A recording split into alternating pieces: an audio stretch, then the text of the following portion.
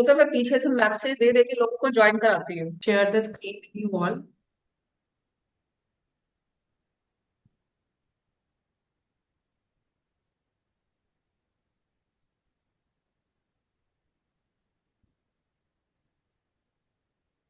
Okay.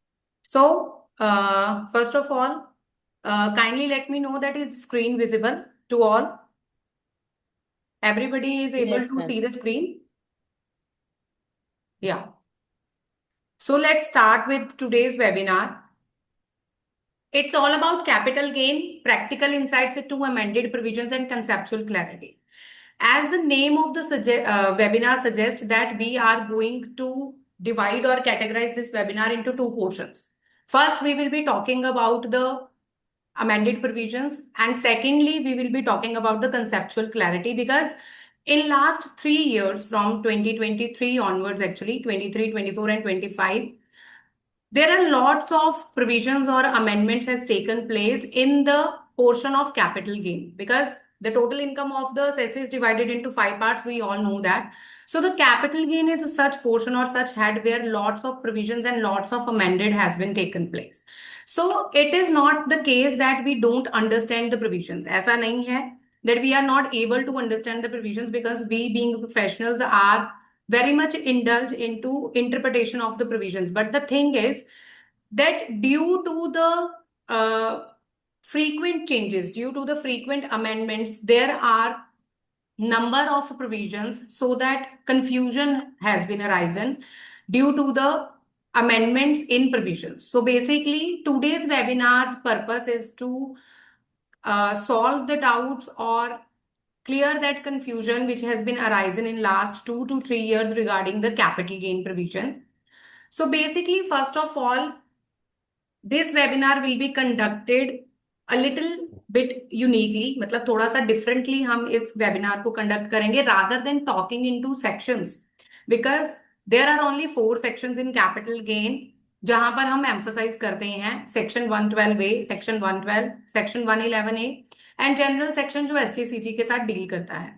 But the question in everybody's mind arises regarding the assets. Capital assets के regarding हमारे दिमाग में question जो है वो उठते हैं that capital gain कौन सी asset पे कितना period of holding है, क्या tax rate applicable होगा. तो we will be conducting this webinar on the basis of nature of capital assets. So first of all, type of capital assets, listed securities. Here we are talking about listed securities. Securities covers shares, bonds and debentures, not only shares. Secondly, equity oriented mutual funds, units of unit business trust. Third is unlisted shares. Now, there is a difference between first and third one. Listed securities cover shares, bonds, and debentures. Unlisted shares cover only unlisted shares which are not listed on recognized stock exchange. Fourth one is immovable property, land and building. Fifth general section other assets. तो मैंने आपके लिए यहाँ पर other assets को भी bifurcate किया है दैट अदर एसेट्स में क्या आएगा. सो फर्स्टली अदर एसेट्स में jewels, bullion, debt mutual fund, market link debentures, painting, work of arts, sculptures etcetera, ये सब कुछ आपका अदर एसेट्स में कवर होता है. So basically the thing is debt, जब हम बात करते हैं डेट म्यूचुअल फंड की, तो हमें पता है that post 2023 amendment has also taken place in debt mutual funds and market link debentures also. So सबसे पहले माइंड में ये क्लैरिटी होना इज जरूरी कि जो हमारी टाइप्स ऑफ कैपिटल एसेट्स हैं उनकी कैटेगराइजेशन क्या है, कि लिस्टेड सिक्योरिटीज में क्या कवर होता है, इक्विटी ओरिएंटेड म्यूचुअल फंड्स या बिजनेस ट्रस्ट के यूनिट्स में क्या कवर होता है, और जो अदर एसेट्स एक इनकम टैक्स एक्ट में हमें डिफाइन किया गया है वो अदर एसेट्स में एक्चुअली क्या क्या कंप्राइज्ड है. So the main purpose of this slide is to make that thing clear that capital asset is divided into these type of assets. These assets are mostly importantly covered in capital gain. So moving to next slide. Now there is also a lot of amendments taken place regarding the nature of capital gain. हम सबको पता है that capital gain is divided into two parts. Capital gain mainly दो तरीके का होता है, short term capital gain, long term capital gain. अब अमेंडमेंट से पहले सिनेरियो ये था that period of holding was divided into three parts, 12 महीने, 24 मंथ्स और 36 मंथ्स। तो हमारे माइंड में क्लैरिटी थी कि अगर शेयर्स होंगे तो 12 मंथ्स लगा दीजिए, इमूवेबल प्रॉपर्टी है, अनलिस्टेड शेयर्स हैं तो 24 मंथ्स लगा दीजिए, और अगर आपके अदर एसेट्स हैं जैसे कि ज्वेलरी है, बुलियन है, अनलिस्टेड बॉन्ड्स या डिबेंचर्स हैं या डेट म्यूचुअल फंड है तो उस पर 36 मंथ्स लगा दीजिए। लेकिन अब पोस्ट 23 जुलाई 2024 जो कि हमारा फाइनेंस बजट 2024 आया था जिसमें हैवी अमेंडमेंट्स की गई थी, उसमें से एक अमेंडमेंट ये थी दैट पीरियड ऑफ होल्डिंग को चेंज करके 36 मंथ्स का जो पीरियड ऑफ होल्डिंग है उसको कंप्लीटली एलिमिनेट कर दिया गया। सो अब जो आपका कैपिटल गेन डिटर्मिन होगा, जो आप शॉर्ट टर्म और capital gain, long term capital gain में कैटेगराइजेशन करेंगे, वो करेंगे आप इस टेबल के बिहाफ से। मतलब मैंने सारे के सारे जो कैपिटल गेन के पीरियड्स हैं उनको एक टेबल फॉर्म में सिक्योरिटी वाइज, एसेट्स वाइज जो है वो फ्रेम किया है। So first of all if we will be seeing the first column, equity shares, equity oriented mutual funds और यूनिट्स ऑफ बिजनेस ट्रस्ट, इन पे जो हमारा एप्लीकेबिलिटी पीरियड है वो पहले भी 12 मंथ्स था और अब भी 12 मंथ्स है। यानी कि अगर आप 12 मंथ से कम किसी भी इक्विटी शेयर्स को होल्ड करते हैं या इक्विटी ओरिएंटेड म्यूचुअल फंड को होल्ड करते हैं तो आपका जो कैपिटल गेन है that will be classified as short term capital gain. Okay, and if the equity shares और equity oriented mutual funds are hold for more than 12 months, 12 महीने से ज्यादा के लिए अगर आपने होल्ड किया है तो it will be classified as long term capital gain, as simple as that, इसमें कोई चेंज नहीं है। Second we will be talking about listed bonds या डिबेंचर्स, ऐसे बॉन्ड्स या डिबेंचर्स जो लिस्टेड हैं। लिस्टेड बॉन्ड्स या डिबेंचर्स में again period of 12 month will be applicable if those bonds और debentures are being held for less than और equal to 12 months, short term capital gain will be there. और अगर आपने उनको 12 महीने से ज्यादा के लिए होल्ड किया है तो लॉन्ग टर्म कैपिटल गेन में जाएगा। और यहां पर ये चीज मैं क्लियर करना चाहती हूँ, वैसे we all know that that short term capital gain और लॉन्ग टर्म कैपिटल गेन में हमें क्लासिफिकेशन की जरूरत पड़ती क्यों है, because taxability will be dependent upon the nature of capital gain. Short term capital gain और लॉन्ग टर्म कैपिटल गेन के लिए tax rates are different. Okay, so moving forward, unlisted shares, ऐसे शेयर्स जो कि रिकॉग्नाइज्ड स्टॉक एक्सचेंज में listed नहीं। So unlisted shares, if are being held for less than or equal to 24 months, तो यहाँ पर जो पीरियड है दैट इज फॉर 24 मंथ्स। यानी कि अगर आपने 24 मंथ से कम पीरियड के लिए होल्ड किए हैं या आपने पूरे 24 मंथ्स के लिए ही होल्ड किए हैं, फिर भी your capital gain will be classified in short term capital gain, and if it is held for more than 24 months then it will be classified as long term capital. Post 23 जुलाई भी यही provision थी और pre 23 जुलाई भी यही provision थी। अब आइए next, immovable property. Immovable property यानी कि आपने कोई लैंड या किसी तरीके की बिल्डिंग सेल की है। इमूवेबल प्रॉपर्टी में again the period is of 24 months, again the period is of 24 months. यानी कि अगर आप 24 मंथ्स के लिए कोई भी इमूवेबल प्रॉपर्टी हेल्ड कर रहे हैं या उससे कम पीरियड के लिए हेल्ड कर रहे हैं then it will be categorise as short term capital gain, and if it is held for more than 24 months then it will be treated as long term capital gain। Next is date mutual fund. अब देखिए यहां पर amendments भी आई हैं और date mutual fund वैसे तो other assets में कवर होता है लेकिन मैंने इसको सेपरेटली यहां पर निकाल के इसलिए दिखाया है because there is an amendment related to debt mutual funds. So debt mutual fund में पीरियड कोई भी 23 जुलाई 2024 के बाद नहीं है। Before 23 July 2024 there was period defined, अगर उस पर्टिकुलर पीरियड के लिए आप रखते थे जो कि था 36 मंथ्स। यानी कि डेट म्यूचुअल फंड अगर आपने 23 जुलाई 2024 से पहले, इसकी वैसे जो अमेंडमेंट आई थी that was post April 2023, April 2023 से पहले डेट म्यूचुअल फंड में अगर आप इन्वेस्ट कर चुके हैं तो period of holding will be 36 months. ये इंपॉर्टेंट पॉइंट है इसलिए मैं इस पे थोड़ा सा रुक के अगला वाला पॉइंट एक्सप्लेन करूंगी। डेट म्यूचुअल फंड में पोस्ट अप्रैल 2023 अगर कोई भी एसएससी इन्वेस्ट कर रहा है तो उससे होने वाला capital gain will always always be treated as short term capital gain. Period of holding का कंसेप्ट डेट म्यूचुअल फंड के केस में खत्म कर दिया गया है, एलिमिनेट कर दिया गया है। Debt mutual fund if held for more than 36 month और less than 36 month, it does not matter now. Debt mutual fund अगर आप होल्ड कर रहे हैं, जो आपने जिसमें इन्वेस्टमेंट की हुई थी बिफोर 2023, तो 36 मंथ्स का पीरियड विल बी एप्लीकेबल। लेकिन सपोज कीजिए अगर आपने नवंबर 2023 में डेट म्यूचुअल फंड में इन्वेस्टमेंट की है, then period of holding will not matter. कर लो नीचे शटर Capital करना, gain from that कर लो नीचे mutual करना। fund will always be treated as short-term capital gain. Done. बस गेट तो ऊपर Next, रहे, we बस फिर will ना be देख लियो। moving to gold, jewelry, bullion, uh, paintings, sculptures, work of art, etcetera etcetera. तो इसके लिए अमेंडमेंट ये है that earlier the period was 36 months. Earlier the period was 36 months, लेकिन 23 जुलाई 2024 के बाद period has been changed to 24 month. यानी इसको इंटरप्रेट कैसे करेंगे?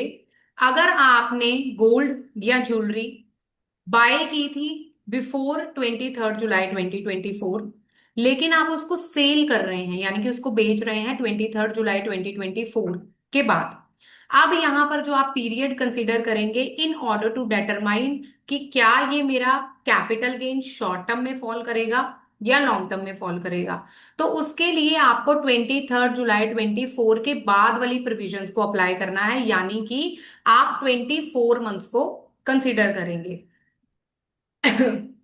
वाइसा वर्सा, अगर आपने ज्वेलरी जो है वो सेल की है यानी कि ट्रांसफर की है बिफोर 23 जुलाई 2024, उस केस में पीरियड ऑफ होल्डिंग कंसिडर होगा 36 मंथ्स। यानी कि अगर आपने मई 2024 में अपनी ज्वेलरी सेल ऑफ की है, ट्रांसफर की है, तो वो ज्वेलरी अगर आपने 36 मंथ से ज्यादा के लिए होल्ड की होगी, तो आपके ऊपर वो लॉन्ग टर्म कैपिटल गेन के केस में फॉल करेगा। लेकिन अगर आप 23 जुलाई 24 के बाद ज्वेलरी बेच रहे हैं, तो आपके ऊपर 24 मंथ्स की प्रोविजन एप्लीकेबल होगी, that in order to classify the gain from jewellery into long term capital gain you will consider the period of 24 months. Hope this point is clear. Next we will ma'am एक बी, मैंने पूछना था, is there any difference between the gold and jewellery and bullion, और the same provision will be there? sir, actually you are not audible. Can you please little bit louder? I hello will write. जी sir. I ma'am, is there any difference between the gold, jewelry or bullion for this purpose? No sir, gold, jewellery and bullion is classified in other assets, और other assets के लिए जो time limit है that is 24 months. There is no difference between gold, jewellery और bullion for the purpose of determining the period of holding. Right ma'am, क्योंकि jewellery तो कोई ma'am कोई भी बेचने नहीं देता, वो बिल्कुल सर, सिर्फ गोल्ड ही ज्वेलरी, बेचते हैं। ज्वेलरी कोई नहीं बेचने देता sir. For investment purpose it is the best investment option nowadays, because जैसे ज्वेलरी के रेट्स और गोल्ड के rates are increasing, nobody is going to sell off the jewellery, but what about those persons who are going to sell the jewellery? So जो income tax provisions हैं that are being framed by taking into consideration the whole scenario that if jewelry will be sold, so what would be the income tax provisions? इसीलिए if right, jewelry would be sold, if there is a case that assessee has sold the jewelry, then period of holding will be considered 24 months. Okay, sir? Okay. So we will be moving to our next slide, that is applicable tax rate. अब देखिए पहले हमने जो बात की है that was about period of holding. जब तक आप पीरियड ऑफ होल्डिंग डिटरमाइन नहीं करेंगे, आपका कैपिटल गेन लॉन्ग टर्म या शॉर्ट टर्म में फॉल नहीं करेगा, आप क्लासिफाई नहीं कर पाएंगे। एंड अनटिल अनलेस आपका कैपिटल गेन जो है वो लॉन्ग टर्म और शॉर्ट टर्म में क्लासिफाई नहीं हुआ, आप टैक्स रेट डिटरमिन नहीं कर पाएंगे। Okay, so first step is that आप सबसे पहले अपना nature of asset find out कीजिए। First step is to determine the nature of asset, किसमें फॉल करता है। Then on the basis of nature of asset you will be determining the period of holding. That nature of asset के base पे period of holding क्या है, जो हमने पिछली अभी स्लाइड में पढ़ा। पीरियड ऑफ होल्डिंग डिटरमाइन करने के बाद जब वो शॉर्ट टर्म और लॉन्ग टर्म में क्लासिफाई हो गया है, उसके बाद आप टैक्स रेट डिटरमाइन कीजिए। कैसे, वो हम इस टेबल में देखेंगे। That equity shares, equity oriented mutual funds और यूनिट्स ऑफ बिजनेस ट्रस्ट, ये तीनों किस सेक्शन में कवर होते हैं? Section 112A. We all know that all these capital assets, all these 3 capital assets are covered in section 112A. और section 112A क्या कहता है? दैट लिस्टेड इक्विटी शेयर्स अगर आप ट्रांसफर कर रहे हैं और आपने एसटीटी पे किया है at the time of acquisition और at the time of transfer, अगर आप units of mutual fund transfer कर रहे हैं या आप units of business trust transfer कर रहे हैं, तो सेक्शन 112A एप्लीकेबल हो जाएगा। ठीक है, उस केस में जो रेट है that has been increased from 15 to 20% in case if this is a case of short term capital gain, and rate is increased from 10 to 12.5% if this is a case of long term capital gain. अब question ये arise होता है that हम यहां पर जो income tax return अब file करने वाले हैं that is related with financial year 24-25, लेकिन जो हमारा फाइनेंशियल ईयर 24-25 है वो भी 2 पोर्शंस में डिवाइड हो गया है। First portion is before 23 July 2024 and second portion is after 23 जुलाई 2024। अब जब 23 जुलाई को बजट अनाउंस किया गया है तब हमें नहीं पता था that there will be changes in the taxation rate, there will be changes in period of holding. तो कुछ एसेट्स जो कि यहां पर हम जिनकी बात कर रहे हैं वो ट्रांसफर हुई हो सकती हैं बिफोर 23 जुलाई, एंड कुछ एसेट्स जो कि ट्रांसफर हो सकती हैं आफ्टर 23 जुलाई because transaction takes place throughout the year. Okay, so अगर आपके इक्विटी शेयर्स जो ट्रांसफर हुए हैं दैट वाज बिफोर 23 जुलाई, तो यहां पर जो पूरी की पूरी डेट है, मतलब जो आप एम्फोसाइज करेंगे ना वो करेंगे फॉर फाइनेंशियल ईयर 24-25 के लिए एक डेट पे, जो डेट है 23 जुलाई 2024।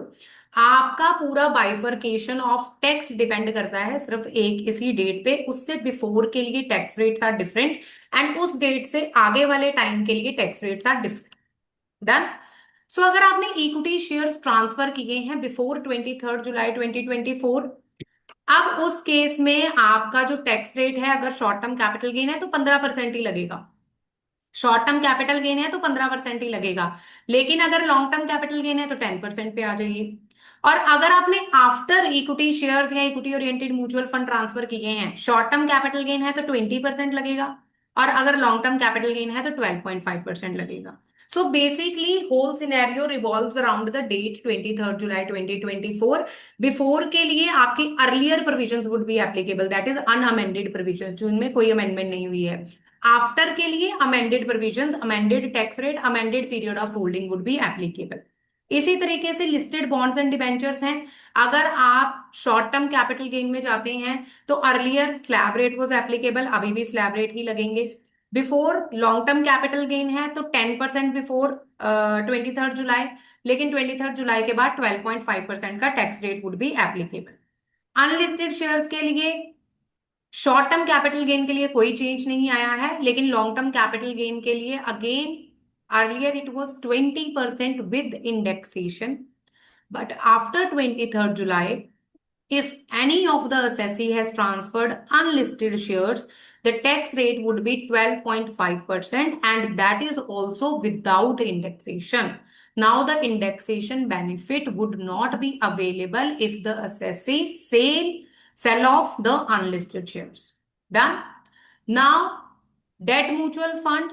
Again, I have made this point very clear in the previous slide that post April 2023, April 2023 के बाद अगर आप डेट म्यूचुअल फंड में इन्वेस्ट कर रहे हैं then period of holding does not matter, and if period of holding does not matter it means there is no question arises regarding the classification into short term capital gain and long term capital gain. Government has announced that if you have made investment in debt mutual fund after 2023 April, then it will directly be going into the short term capital gain as always. कोई भी इसमें period of holding की categorisation करने की जरूरत नहीं है, and tax rate जो पहले थे 20% with indexation, now that has been changed, क्योंकि ये always short term capital gain होगा तो इसके ऊपर क्या एप्लीकेबल होगा? Slab rate. Done. Gold jewellery bullion की बात करें तो earlier the slab rate was applicable under short term capital gain, 20% with indexation का बेनिफिट था लॉन्ग टर्म कैपिटल गेन के लिए, जिसको अब फिर से चेंज करके कर दिया गया है 12.5% विदाउट इंडेक्सेशन, नो इंडेक्सेशन। अब यहां पर मैंने एक पॉइंट को इंटेंशनली इमूवेबल प्रॉपर्टी को टच नहीं किया, because this is a point of debate, this is a point of confusion, not debate, confusion, because debate is not the right word, because we can't debate in one way communication, we can't debate with the government. So immovable property को लेके बहुत सी confusions arise हो रही थी, that क्या indexation benefit available है, अगर available है तो किन assesses को available है, और अगर इसकी availability है तो उस पर limitations या conditions क्या हैं जिसके साथ government ने इसको restore किया है। ठीक है, so we all know that after 23rd July 2024 finance budget 2024 when announced, there was a announcement from our finance minister that indexation benefit is eliminated, indexation benefit को पूरी तरह खत्म कर दिया गया है on all type of assets. Okay, so after so much of chaos and after so much of objections, the indexation benefit was restored again, but with lots of ifs and buts. तो आज हम इस webinar में ये जानेंगे इस slides के जरिए कि क्या है वो इफ्स और बट्स। सबसे पहले क्या है, benefit of indexation would be available only to the resident individuals and HUFs. Immovable property के केस में benefit of indexation would be available only to the resident individuals and HUF, और मैंने यहां पर बोला इमूवेबल प्रॉपर्टी के case में, यानी कि और किसी भी एसेट के केस में आपको इंडेक्सेशन बेनिफिट नहीं मिलेगा। जो इंडेक्सेशन का बेनिफिट रिस्टोर किया गया है that is specifically only against immovable properties and it is available only to the resident individuals and HUF. First point is clear. It implies that if resident individual has sell any movable property after 23rd July 2024, which was acquired before 23rd July 2024, then we have the option to compute the long-term capital gain either at 12.5% or 20%. 12.5% without indexation, 20% with indexation. अब देखिए इसको interpretation क्या है इसकी। There should be 4 conditions satisfied in order to avail the indexation benefit. मैं assessee हूं, मैंने 24-25 की अपनी इनकम टैक्स कंप्यूट करना है, और मैंने ड्यूरिंग फाइनेंशियल ईयर 24-25 अपनी 2 प्रॉपर्टीज सेल की हैं। First was before July 2024 and second is after July 2024। First property से मैंने सेल की थी मई 2024 में, एंड सेकंड मैंने दिसंबर 2024 में सेल की। अब देखिए, जब मैंने अपना इनकम टैक्स कंप्यूट करना है, यानी कि मैंने अपनी टैक्स कंप्यूटेशन करनी है, उसमें कैसे वर्क करेगा ये। सबसे पहले first condition is that I must be resident individual और एचयूएफ। मैं रेजिडेंट इंडिविजुअल या एचयूएफ होना चाहिए अगर मैंने इंडेक्सेशन का बेनिफिट लेना है। Second, indexation benefit is only against immovable property. मैंने जो अपनी प्रॉपर्टीज सेल की हैं दोनों फाइनेंशियल ईयर 24-25 में, वो इमूवेबल प्रॉपर्टी हैं। So I am fulfilling both conditions. Third condition is that property must be acquired before 23rd July 2024। अगर आप 24-25 की टैक्स कंप्यूटेशन की बात कर रहे हैं तो it is much obvious that property was acquired before 23rd July 2024, क्योंकि अदरवाइज ये लॉन्ग टर्म कैपिटल गेन के कैटेगरी में फॉल नहीं करेगी। Fourth, the most important condition is property sold after 23rd July 2024। जो ऑप्शन इंडेक्सेशन का restore हुआ है, जो ऑप्शन आपको दिया गया है 12.5% without indexation, 20% with indexation, that is only and only applicable in respect of immovable properties that are sold after 23rd July 2024. Now the question here arises कि जो मैंने प्रॉपर्टी 23rd जुलाई से पहले बेची है, अगर तो वो पीरियड ऑफ होल्डिंग के बेस पे लॉन्ग टर्म कैपिटल गेन में फॉल कर रही है, तो इंडेक्सेशन बेनिफिट मुझे वैसे ही मिलेगा जैसे मुझे प्रीवियस ईयर्स में मिलता आया था। That is indexed cost of acquisition. आप फुल वैल्यू ऑफ कंसिडरेशन में से डिडक्ट कीजिए, रिमेनिंग जो आपका टैक्सेबल कैपिटल गेन है उस पर 20% आप टैक्स लगा दीजिए। वैसे ही प्रोविजंस चलेंगी जैसे कि प्रीवियस ईयर्स में चलती थी। Point of difference या point of distinction is when the property is transferred after 23rd July 2024 and that is long-term capital gain.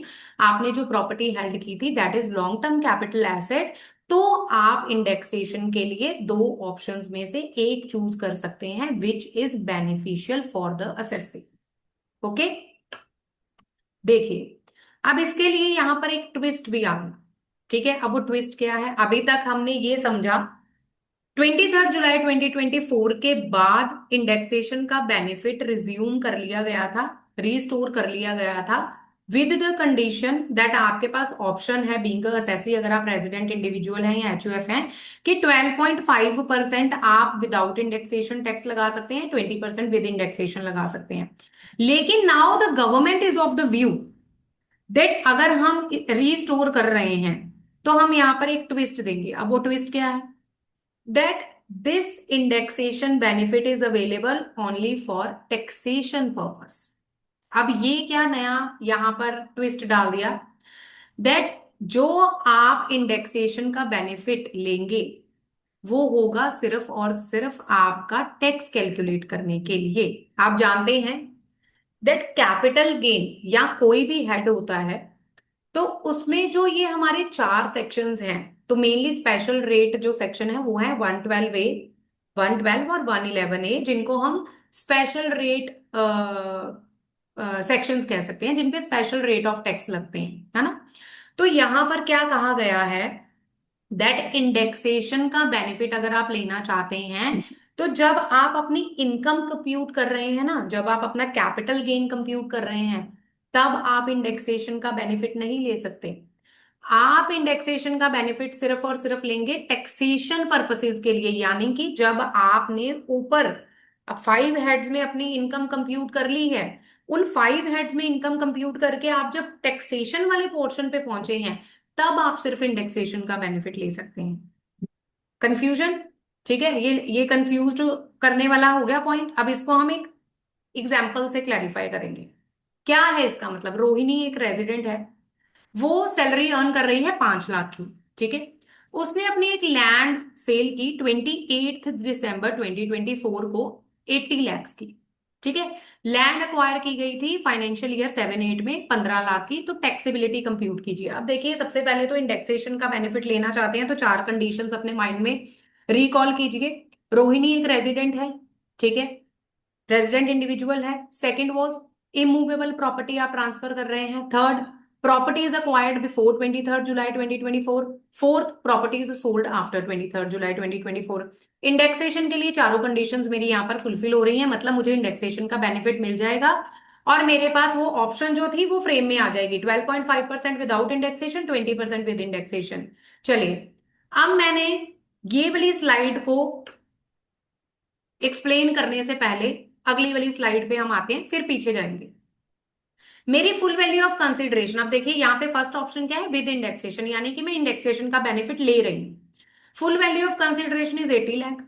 Indexed cost of acquisition, क्योंकि ऑब्वियसली अगर मैं इंडेक्सेशन का बेनिफिट ले रही हूं तो मैं अपनी कॉस्ट को इन्फ्लेटेड करूंगी ना।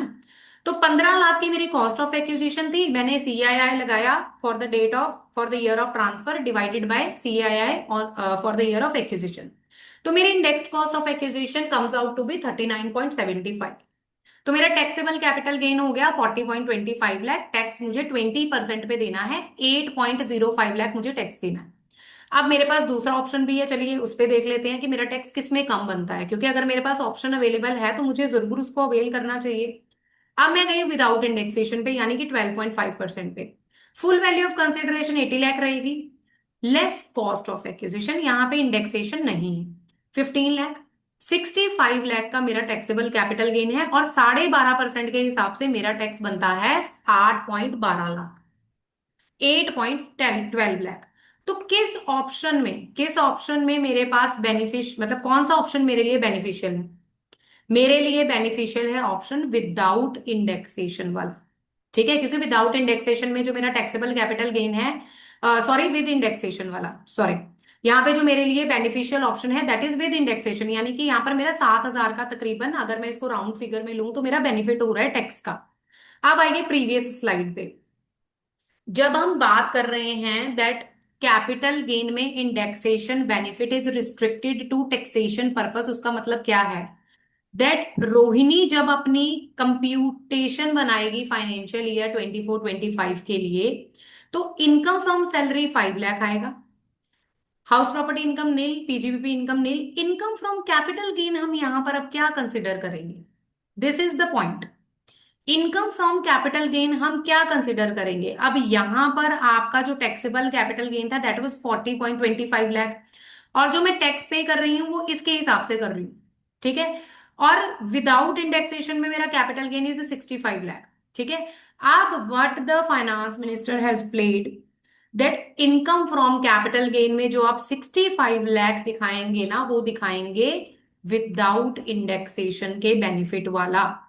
यानी कि जब मैं यहां पर ये चीज बोल रही हूं that option available is only for taxation purpose, तो उससे मेरा मतलब ये है that while computing the tax only the option of 12.5% and 20% indexation benefit would be available. लेकिन जब आप अपनी टोटल इनकम कंप्यूट करेंगे, उस इनकम में आप जो अमाउंट कैपिटल गेन का कंसिडर करेंगे दैट विल बी 65 लैक्स, यानी कि full value of consideration less cost of acquisition, not indexed cost of acquisition. So am I clear with this point? So basically जब आप, अब आपका क्वेश्चन ये होना चाहिए दैट मैम जब हमने टैक्स कंप्यूट किया तो वो टैक्स का बेनिफिट हम कैसे अपनी कंप्यूटेशन में लेंगे? ऐसे टैक्स ऑन 5 लाख जो आपका फर्स्ट 5 लाख है, अब मैं यहां पर कंप्यूट कर रही हूँ फॉर असेसमेंट ईयर 25-26, तो इसलिए मैंने यहाँ पर जो स्लैब रेट लगाया है दैट इज 0 to 4 लाख। तो 4 लाख तक मेरी जो इनकम है वो नील है, 0 to 4 लाख तक मेरा जो टैक्स रेट है दैट इज नील। तो एक्सेस वाला जो 1 लाख है उस पर 5% मुझे देना है, तो 5,000 मेरा नॉर्मल इनकम पे टैक्स निकल आएगा। 65 लाख जो मेरा कैपिटल गेन है उसमें जो मेरा टैक्स निकलेगा दैट इज 8,05,000, यानी कि इन दो ऑप्शन में जो मेरे लिए बेनिफिशियल थी, मेरे लिए बेनिफिशियल थी विद इंडेक्सेशन वाली, तो मैंने अपना टैक्स 8.05 लाख यहां पर कंसिडर कर लिया। लेकिन जब मैंने अपनी इनकम की कंप्यूटेशन करनी है, यानी कि जब मैंने अपनी इनकम को कंप्यूट करना है, मैंने निकालना है कि मेरी टोटल इनकम कितनी है फॉर असेसमेंट ईयर 25-26, तो मैं क्या करूंगी यहां पर 65 लैक्स को कंसिडर करूं, 65 लैक्स को कंसिडर करूंगी। तो बेसिकली मेरी जो यहां पर टैक्सेबल टोटल इनकम आएगी वो आएगी 70 लैक्स। यहां पर इससे जो मेरा मैडम टैक्सेबल, जी सर, इससे मेरा जो टोटल इनकम जब मैं सरचार्ज आएगी तो सरचार्ज उसके हिसाब से फिर लगेगा। बिल्कुल बिल्कुल सर, यही यही जो पॉइंट है वही पॉइंट मुद्दे का है दैट अगर आप यहां पर कंसिडर करते, देखिए अगर मैं नेक्स्ट स्लाइड पे मूव करूं, तो अगर आप यहां पर मतलब अगर फाइनेंस मिनिस्टर हमें यहां पर इस कॉस्ट को कंसिडर करने का प्रावधान दे देती, तो मेरी यहां पर 40.25 लैक्स की इनकम है, ठीक है, मैं यहां पर दिखाती 40.25 लैक्स, डन। तो मेरा नीचे जो टोटल इनकम था that was 45.25 lakh, that is 50 lakh की लिमिट से नीचे, तो 50 लाख से नीचे तो सरचार्ज इज नॉट एप्लीकेबल, ठीक है। तो अब यहां पर क्या है दैट आपकी income, total income is exceeding 50 lakh, तो आप किस में स्लैब किस लेवल पे आ गए? 50 लाख टू 1 करोड़ वाली पे, जहां पे आपका 10% सरचार्ज वुड बी एप्लीकेबल। तो यहां पे सरचार्ज लगेगा 5,000 प्लस 8,05,000, मतलब कि 8,10,000 पे 10%, 81,000 वुड बी योर सरचार्ज, और 8,10,000 प्लस 81,000 प्लस एजुकेशन सेस 4%। तो ये इस तरीके से कंप्यूटेशन में आएगा। तो द पॉइंट इज इंडेक्सेशन का बेनिफिट सिर्फ और सिर्फ आपको कहां पे दिया गया है? सेक्शन 112A, 111A, 112 जो कि टैक्सेशन के सेक्शंस हैं, not in computing the taxable income. और इसी के साथ रिलेटेड पॉइंट ये है दैट अगर आप 54 के लिए जाते हैं, 54 यानी कि एग्जाम्पशन के लिए जाते हैं, मैडम ठीक है? जो नॉर्मल रेट नॉर्मल इनकम है सैलरी इनकम, उसके ऊपर जो टैक्स निकला है उसके ऊपर 87 का रिलीफ नहीं एप्लीकेबल होगा? बिल्कुल सर होगा, 87A का रिबेट वुड बी एप्लीकेबल। ये जस्ट मैंने आपको सर कंसिडर करके दिखाया है सरचार्ज के point of view say that 5,000 और 8,05,000 के ऊपर अगर आप surcharge rebate under section 87A would be applicable, और अगर आपकी डिडक्शन है अंडर सेक्शन 87A, आप न्यू टैक्स रिजीम में नहीं आ रहे हैं, ओल्ड टैक्स रिजीम में जा रहे हैं, तो applicable tax rate would be very accordingly. तो 87A का जो रिबेट होगा वो आपको डेफिनेटली आपकी जो नॉर्मल इनकम है उसके अगेंस्ट मिलेगा।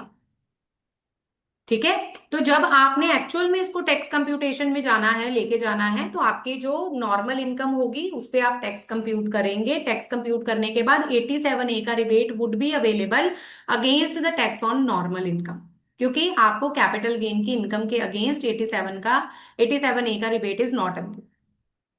डन। अब इसके बाद हम आएंगे एक नेक्स्ट कंसेप्ट पे, जो कि है हमारा unutilised basic exemption limit.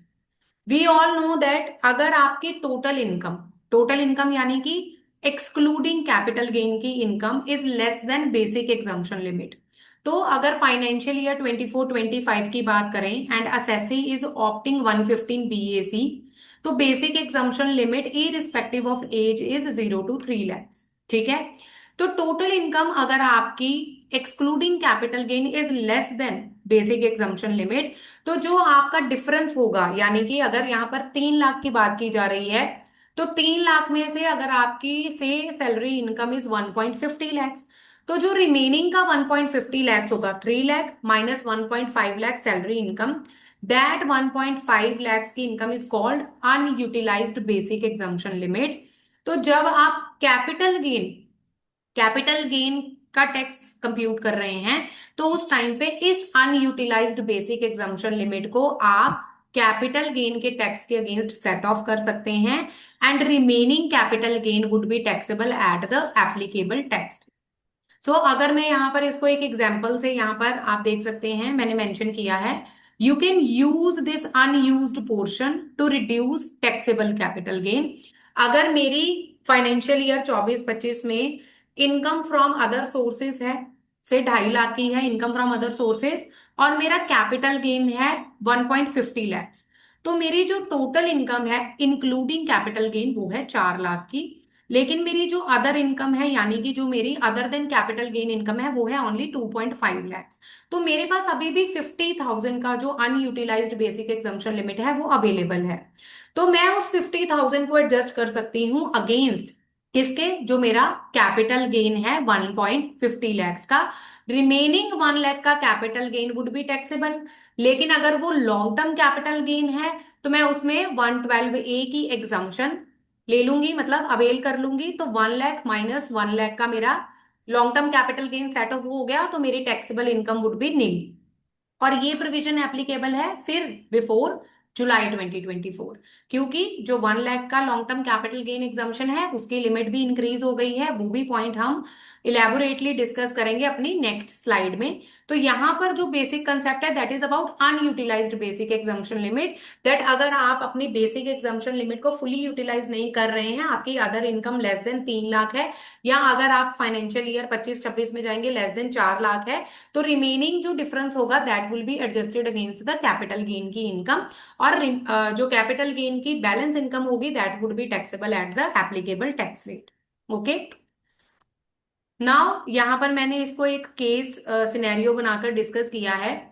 Mister D resident हैं, उनकी एज 59 ईयर्स ओल्ड है, यानी कि यहाँ पर हम अगर एज को फैक्टर ले रहे हैं, इट मीन्स कि 115 BAC यहाँ पर एप्लीकेबल नहीं हो रहा, ओल्ड टैक्स रिजीम की बात की जा रही है। लेकिन मैं यहाँ पर 115 BAC को ध्यान में रखकर ही इसको मॉडिफाई करूंगी, क्योंकि डिफॉल्ट टैक्स रिजीम है, most of the assessees are adopting 115 BAC। Mister D resident है, मंथली पेंशन है उनकी 5,000, यानी कि साल की पेंशन है 60,000 rupees. He purchased shares of XYZ limited in January 2020। Date क्या है, जनवरी 2020 में उन्होंने शेयर्स परचेज किए and sold the same in March 2020, यानी कि सिर्फ 3 महीने के पीरियड के लिए होल्ड किए हैं, तो ये शॉर्ट टर्म कैपिटल गेन होगा। और कौन सा शॉर्ट टर्म कैपिटल गेन है, शेयर्स हैं XYZ लिमिटेड के, लिस्टेड हैं अनलिस्टेड हैं, सोल्ड ऑन NSE यानी कि लिस्टेड शेयर्स हैं, एंड STT लिवाइड आपके लिस्टेड शेयर्स हैं, शॉर्ट टर्म कैपिटल गेन है, यानी कि 111A एप्लीकेबल हो रहा है।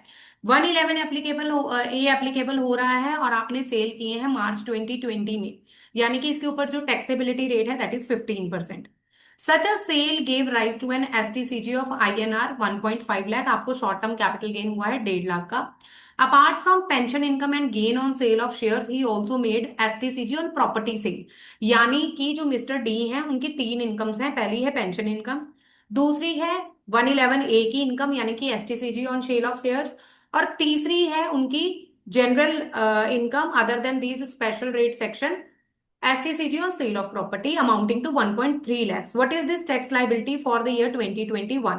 अब यहाँ पर आप इसको अपने लिए रेलिवेंट कीजिए, दैट हम यहाँ पर इसकी टैक्स लाइबिलिटी कंप्यूट करेंगे 24-25 के लिए। एसटीसीजी आपका 1.5 लाख का है, अदर एसटीसीजी 1.3 लाख का है, पेंशन इनकम है 60,000 की। तो सबसे पहले आपके लिए basic exemption limit financial year 24-25 के लिए क्या है? 0 to 3 लाख 115 बीएसी फॉलो कर रहा है, हम ये अज्यूम करके चल रहे हैं दैट डिफॉल्ट टैक्स रिजीम यहाँ पर एप्लीकेबल है। तो सबसे पहले जो पेंशन इनकम 60,000 की है ना, वो एडजस्ट होगी अगेंस्ट 3 लाख का बेसिक एग्जम्पशन लिमिट। बाकी कितना बचा? 2.4 लाख। 2.4 लाख की इनकम के अगेंस्ट आप सबसे पहले किसको एडजस्ट करेंगे?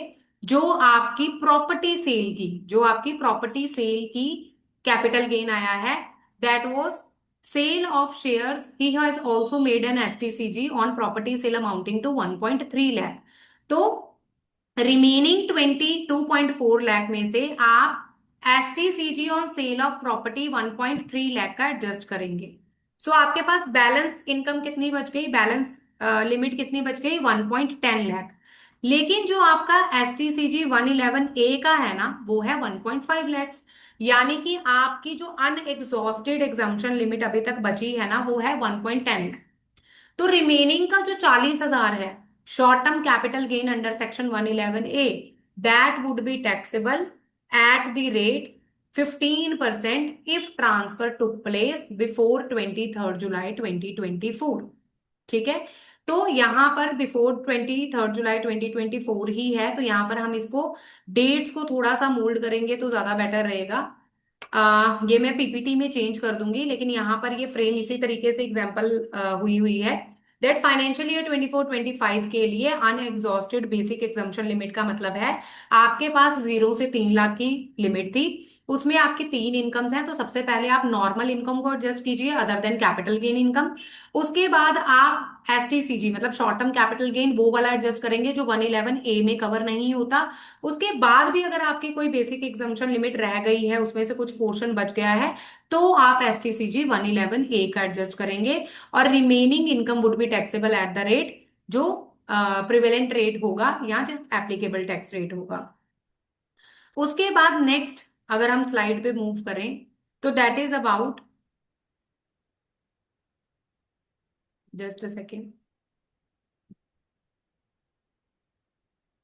यहां पर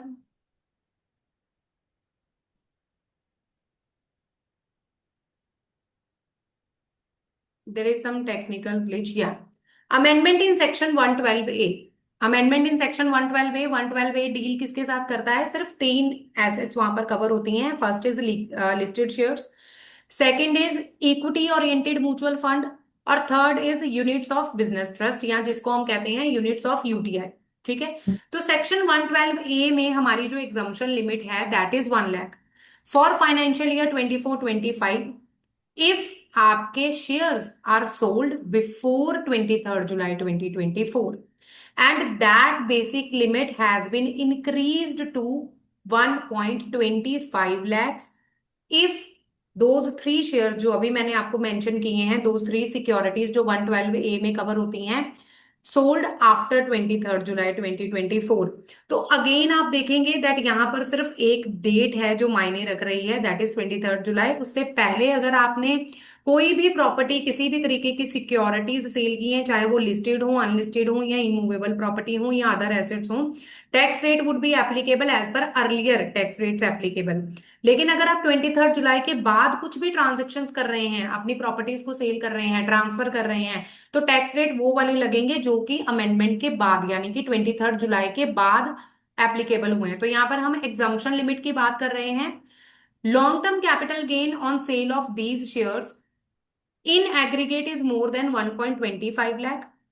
अगर आप 1.75 लाख का long term capital gain earn कर रहे हैं तो 1.25 लाख की एग्जम्पशन लिमिट इज देयर। 50,000 जो होगा दैट वुड बी टैक्सेबल और 112A में tax rate is 12.5%। After 23 July 2024 excess capital gain will be taxable at 12.5%। लेकिन अगर यही आपने कोई भी शेयर्स जो कि लिस्टेड हैं या इक्विटी ओरिएंटेड म्यूचुअल फंड है वो आपने मई, अप्रैल या जून या 23 जुलाई से पहले ट्रांसफर किए थे, तो उस केस में अगर आपका एग्रीगेट जो लॉन्ग टर्म कैपिटल गेन है वो 1 लाख से एक्सीड नहीं किया, तो आपका फुल कैपिटल गेन जो है वो एग्जम्प्ट है, और टैक्सेबल कैपिटल जो टैक्स रेट होगा दैट इज 10%। अब यहाँ पर जो कंफ्यूजन राइज होता है वो ये होता है दैट मैंने जब अपनी टैक्सेशन कंप्यूट करनी है तो मैंने पूरे साल की करनी है, मैंने बाइफरकेशन ऐसे नहीं करनी दैट जुलाई से पहले ये था जुलाई के बाद ये था, मैंने पूरे साल का अपना लॉन्ग टर्म कैपिटल गेन जो है वो डिसाइड कर लेना है दैट अप्रैल से लेके टिल मार्च 2025 मुझे total long term capital gain कितना हुआ। अब से आपको long term capital gain total हुआ है 2,25,000, उस 2,25,000 में 1,25,000 का पोर्शन है बिफोर 23 जुलाई वाला, और 1 लाख का पोर्शन है आफ्टर 23 जुलाई 2024 वाला। तो अब आप लॉन्ग टर्म कैपिटल गेन की एग्जम्पशन लिमिट को कैसे निर्धारित करेंगे? तो हमने क्या करना है, सबसे पहले आप देखिए कि जो मेरा लॉन्ग टर्म कैपिटल गेन है वो टैक्सेशन रेट किस पे ज्यादा है, क्योंकि बीइंग अ रैशनल असेसी हम क्या करेंगे, जहां पर ज्यादा टैक्स है उसके अगेंस्ट पहले एग्जम्पशन लिमिट को यूज करेंगे। ठीक है, तो मेरा 1,25,000 पे 10% इज एप्लीकेबल, 12,500 मेरा long term capital gain tax निकलेगा। जो बाद वाला पोर्शन है 1 लाख का, उस पे अगेन 12.5%, तो 12,500। अब यहां पर क्या हो गया, यूनिफॉर्म हो गए, यानी कि अब मेरी इच्छा है कि मैं जो 1.25 लैक्स की लिमिट है उसको कहां पर यूज करना चाहती हूँ। तो मैंने क्या किया दैट अगर आप उसको 1,25,000 जो जुलाई से पहले वाला है उसके अगेंस्ट यूज करना चाहते हैं, तो एग्जम्पशन लिमिट कितनी हो गई आपकी, 1.25 लाख माइनस 1.25 लाख, रिमेनिंग जो 1 लाख है that would be taxable at 12.5%। ठीक है, लेकिन अगर मैं 1 लाख की एग्जम्पशन लिमिट को पोस्ट 23 जुलाई यूज कर लूं, तो मेरा 1 लाख यहां पर यूज हो गया, बाकी बचा 25,000। अब 25,000 को मैंने ऊपर यूज कर लिया, तो 23 जुलाई से पहले मेरी 1,25,000 में से 1 लाख, सॉरी 25,000 यूज हो गया, तो बाकी कितना बचा, 1 लाख। 1 लाख पे 10%, 10,000, तो मेरा टैक्स कहां पे सेव हो रहा है, अगर मैं 1,25,000 की एग्जम्पशन लिमिट को पहले यूज कर रही हूं कहां पर, पोस्ट 23 जुलाई, और बाद में यूज कर रही हूं बिफोर 23 जुलाई। क्योंकि अगर मैं पहले यूज कर लेती हूँ अगेंस्ट 23 जुलाई से पहले वाली लिमिट, तो मेरा टैक्सेस 12,500, लेकिन अगर मैंने पहले यूज कर लिया पोस्ट 23 जुलाई और रिमेनिंग 25,000 को ऊपर यूज किया, तो मेरा टैक्सेस 10,000। तो मैं कहां पर बेनिफिशियल स्टेट में हूं, 10,000 वाली में। तो मैं किस तरीके से अपना ऑर्डर बनाऊंगी, that first 1 lakh limit will be used after 23 जुलाई, और remaining 25,000 will be used before 23rd July. So here one point which I want to make clear is that aggregate exemption limit for financial year is 1.25 lakh. It is not 2.25 lakh कि पहले portion के लिए before 23rd जुलाई आप 1 lakh consider कर लीजिए और remaining portion के लिए आप 1,25,000 कर लीजिए, ऐसा नहीं है। 1,25,000 की एग्जाम्पशन लिमिट पूरे financial year, whole year financial year 24-25 के लिए, असेसमेंट ईयर 25-26 के लिए है। Difference is of only tax rate, difference is only tax rate का है। एग्रीगेट आपने long term capital gain compute कर लिया, उसमें से आप दोनों तरीके से कंप्यूट करके देखिए कि पहले 1,25,000 को मैं किसके अगेंस्ट सेट ऑफ करूं तो मेरा टैक्स जो है वो कम निकलता है। उसके बाद ही आप फाइनल डिसीजन लीजिए दैट 1,25,000 की एग्जम्पशन लिमिट कहां पर यूज करनी है। उसके बाद नेक्स्ट स्लाइड हमारी यहाँ पर ये वेबिनार की जो है वो खत्म हो गई। So with this was the last topic of the webinar. So if any of you have the question regarding today's session, तो you are free to ask. So with this I am winding up my webinar for today's session. So kindly, if you have any questions, you can put it into the chat session, or you can unmute yourself and ask the question for the same. Dear Nisha ji, Yes, ma'am. you deliberated so well, and I am getting continuously messages regarding the recording and PPT. Okay, ma'am. तो please वो मुझे आप share करिएगा। Sure, ma'am. Sure. Nisha ma'am, today your मतलब vote of thanks official जो ये करेंगे, तो इट्स दैट्स अ प्रोटोकॉल। तो लेकिन मैंने आपका ये आज मतलब काफी टाइम के बाद फुल आवर का जो आपका सेशन था मैंने कंप्लीट सुना है जी and sir. I really got so many things. और इतना सिंपल वे से आपने बताया ना, it's really very wonderful. Thank you so much sir, thank you so lots much of sir, best wishes and blessings. Thank you so much sir. Actually sir these words of appreciation keep us motivated ना। Thank you so much for actually such मतलब kind word बड़ा sir. Simple way से आपने हर चीज को, मैं कल शायद कोई क्वेश्चन पूछ ही नहीं रहा क्योंकि आपने हर चीज कवर किया उसमें। Thank you so much sir, thank you so much, means a lot. Thank you ma'am.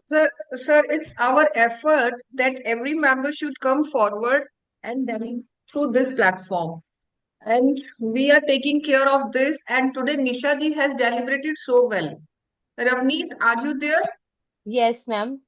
Thank you so So much, Isha ma'am, for such an insightful and even well-structured webinar. Thanks to all the attendees of today's session. Once again, I acknowledge and appreciate Amritsar branch for arranging such informative webinars. Thank you once again and have a great evening. Thank you all. Ravneet, just hold Yes, on for a second. Ravneet, just hold on for yes, a ma'am. second. Wait. Yes, ma'am. Hello. There is, sorry to interrupt you. There is a question from Sumeer Agarwal, sir, that if I incur loss after indexation, will it be carry forward, sir? All the provisions, all the changes has been taken place in the capital gain sections. Carry forward and set off of losses are covered under section 72, as we all know. So there is no changes in carry forward of losses. जो carry forward के लिए पहले provisions चलती आ रही हैं वही provisions आगे carry forward होंगी. Only the thing is that indexation का benefit लेने के बाद आप टैक्स कंप्यूट करते हैं एंड 54 की जो एग्जाम्पशंस आप लेंगे ना उसमें आप जो कैपिटल गेन का अमाउंट इन्वेस्ट करेंगे that would be the amount of capital gain without indexation. Carry forward पे कोई भी चेंजेस नहीं आए हैं. शॉर्ट टर्म कैपिटल गेन और long term capital gain can be carry forward as it was earlier there. So there are no changes. And what about standard deduction from pension? Again sir 115 BAC ही applicable होगा. तो आपके लिए new tax regime में जा रहे हैं तो 75,000 और अगर आप ओल्ड टैक्स रिजीम में हैं तो 50,000 would be the amount of standard deduction. There is no change regarding that. जो आपका सैलरी इनकम के लिए स्टैंडर्ड डिडक्शन एप्लीकेबल था that is applicable for the pension itself. Okay, sir. So hopefully, Sumeer Agarwal sir is here and he got the answers. Now we will be winding up the session. Ravneet, Sir, over to ma'am, you. Yes. with your permission. Thanks to all the attendees of today's session. Thank you once again and have a great evening. Thank you, Nisha ji. God bless Thank you you, so dear. much. And we acknowledge the presence of all the participants. Thank you. Thank you so much. Thank you so much, ma'am, for having me here. And I would again take this opportunity to present my wholehearted thank to our chairperson, ma'am, who has taken so much initiative so that everyone come forward. And if anybody has that potential to speak up, so I will salute to the untiring effort of Ritu ma'am. And I would like to thank her for giving me this opportunity. And with this, we will be winding up the session. Thank you so much for having me here. So I will be stop sharing my screen. Done? Thank you Okay, so ma'am. Thank much. you. Thank you, Ji. Thank you so Thank you much, so dear. much, Ritu ma'am. Thank you. Thank you, dear Ravneet. Thank you so much to Oh. all the members.